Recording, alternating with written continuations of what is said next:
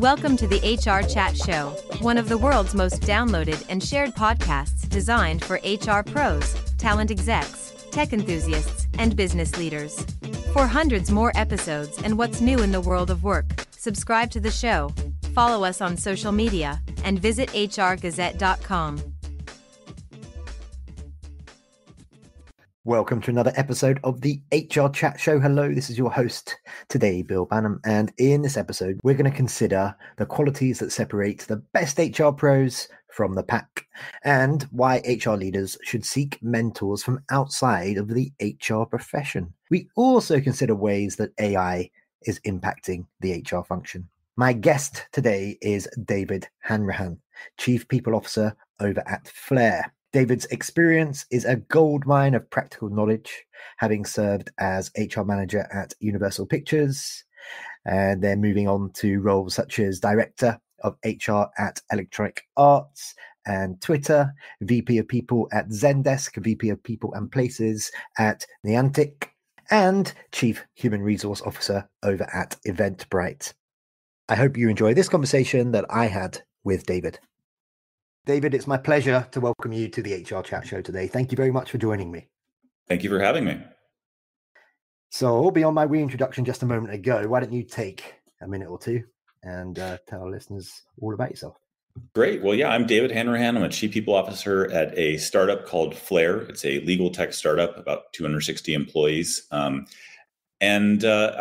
This is my career. I've been leading people functions, mainly in growth stage tech companies. I've been in this function for about 20 years and really in tech companies for the past 15 of those. Perfect. And what is the best thing about your job? Gosh, the best thing about my job, I just love the idea of this very tricky problem around unlocking organizational potential. So if we hire the right people, presumably, and then we bring them in, that's 70% of the company's operating expenses. Are we leveraging them the right way? Are we unlocking their potential? Are they flourishing? Have we kind of pulled all the right levers to create a high-performing company through our talent? And I think that's a challenge that we're never solving, but you can get better at it, and it lights me up. You've had a successful and varied career, David. Can you point to some leaders, maybe some mentors who've made a positive impact along the way? Yeah, I was just thinking about this the other day. I love this question because it's very timely for me. I was hired by Glenn Steinberg at Electronic Arts, and I feel like that was a big juncture in my career where things started. I was just really fortunate to be around the right people at the right time. There at that company, we had these tremendous leaders in the HR function. Gabrielle Toledano, Jeff Ryan, who's now at McAfee, Steve Cadigan, who became LinkedIn's first Chief People Officer, Colleen McCreary, who had a really long and storied career, and Jennifer Trespass, just amazing leaders. From there, I had great fortune once again to go to Twitter and work with Janet Van Heijs, who went on to become Cloudflare's Chief People Officer, and Brandy Contreras, and just some amazing, phenomenal talent. And then my last person I would say who's been an incredible mentor and sort of an unlock for me in my career where I had some great things happen because of this person was Anne Raimondi, who's now I think is kind of the COO at Asana. And so, I've been really fortunate. Okay, thank you very much. So it's part of my homework ahead of today. I was listening to some other interviews that you've done recently. In one of them, you say that you believe that HR leaders, when they can, should seek out mentors from outside of HR. Why do you believe that? I think sometimes, in HR, we get in our own bubble. We get in our own head around the work. And sometimes we as HR leaders, sometimes we feel alone. Sometimes we have a little bit of a victim mentality of like, no one gets us, no one respects us. And well, why is that? What is the view from outside of HR? We are a service organization. We serve the organization. We serve leaders. We serve the rest of the staff. It's different than being an engineering leader who's building products. We want to make sure all those functions unlock their potential. So are we doing a good job of that? Are we providing the right service? So I think a really good chief people officer in this era right now should think like a COO or a CFO or even the CEO, be a business leader first to tie the impacts of people, to tie our people initiatives and our strategy on all things people and talent to the business to make sure it's actually having the right impact. And so you can't really get that if you're just in your own HR bubble. You got to get that insight around the people that you serve from outside the HR function. You are a pretty successful, super cool chief people officer, of course. I'd love to get your feelings. What are some qualities that separate the best HR or people leaders from the rest? Well, aside from kind of the normal things like intensely strong work ethic and being collaborative, like we would say of any executive, I think a really good chief people officer, building on that last thing I just mentioned, which is being a business leader first and foremost, is someone who can be intensely analytical around the work that we're doing. Is it having the right impact? Did we investigate it? Did we do a retrospective on this work? Are we getting better as an organization? Are we improving the organization through these initiatives? I think that's someone who should build credibility with an analysis that they can perform on the work that they're doing, and tie it to the analysis of the business to be able to speak to a P&L and understand what that means, and then be able to quantify the impact of work that we're doing, quantify the impact of the sales hiring machine, quantify the impact of leadership development work that we're doing. I think a lot of really good people leaders don't do that. They're still good, but they don't do that, and maybe they rest a little bit too much on their personal brand, or they rest a little bit too much on what other companies are doing, and like that's a best practice. We should do it too. I think you should be intensely analytical and be able to speak to the P&L. Once in a while, an event series is born that shakes things up. It makes you think differently, and it leaves you inspired. That event is Disrupt HR.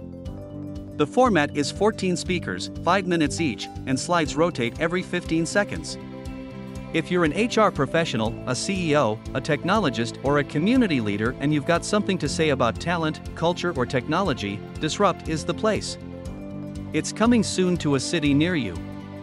Learn more at disrupthr.co.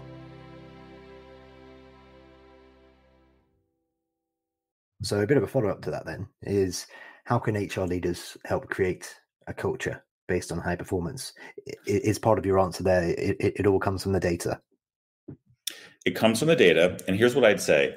Unfortunately, one of the flagstones of any people function, performance management, individual performance reviews, unfortunately, there's really no tie there to creating a high performance culture as a company in a measurable way, meaning, hey, we're doing these performance reviews every quarter. Is it doing anything to the performance of the company? I think performance reviews at the individual level, so meaning like I have to sit down with my boss once a quarter, there's a rating there or there's no rating, or whatever your philosophy is on it, there's individual feedback conversations. They need to happen. Performance management is governance to ensure those conversations happen.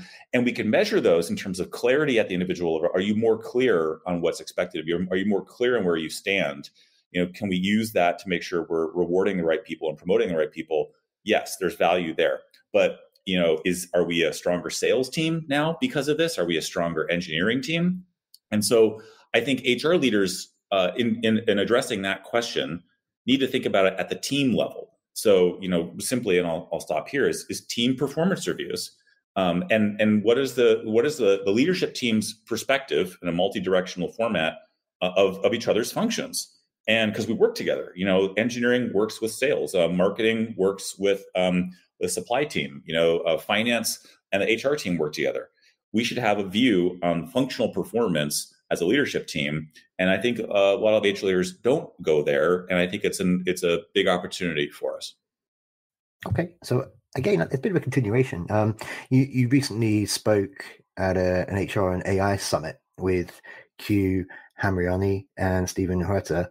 And there you spoke about talent development, and you talked about a world where HR uses AI to better understand the skills and the makeup of organizations. You, of course, spoke about how AI can impact better data decisions. Can you tell us a bit more about that?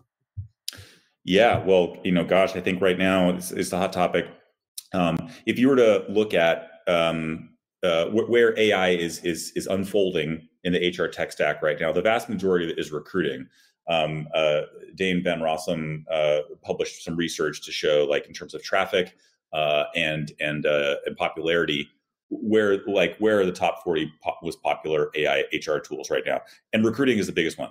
Like much smaller percentage of that pie is talent development. And when you look at like what does talent development mean, it's skills the organization needs. So if I was to ask my leadership team, if I was to ask the executive team, what's the most important thing for the business to accomplish in the next 2 years for us to be successful? They could give me three, hey, here's the three biggest objectives. What skills do we need in the organization that we're currently lacking? What skills do we need to accomplish those? And then we might have a map of some skills. We might have like data literacy. We might have behavioral things like cross-functional collaboration. Like we as an organization are not cross-functionally collaborating nearly as much as we can in order to succeed. Talent development in an AI sense, the technology is starting to emerge that can actually measure the skills at a functional and behavioral level in your organization and also show you the gaps, which is fascinating to me because this is like a holy grail for people who are L&D leaders. And previously it's either like that analysis is too much. We'd have to be one of the biggest companies in the world to be able to even do that analysis. And it's because of manual, or we rely on anecdotes.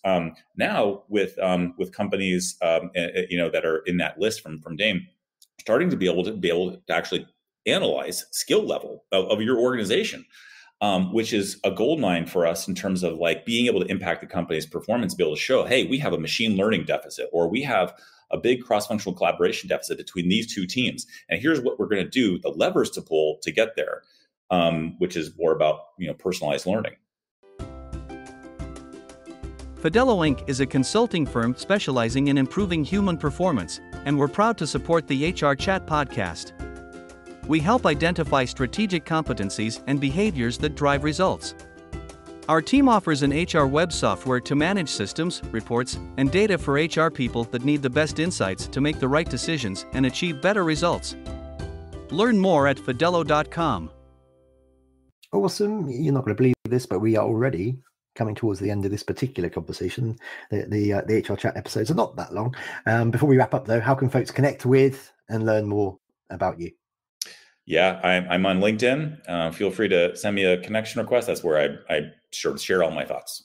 Excellent. Well, that just leaves me to say for today, David, thank you very much for being my guest. Thanks for having me. And listeners, as always, until next time, happy working. Thanks for listening to the HR Chat Show.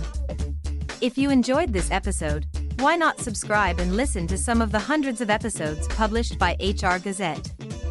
And remember, for what's new in the world of work, subscribe to the show, follow us on social media, and visit hrgazette.com.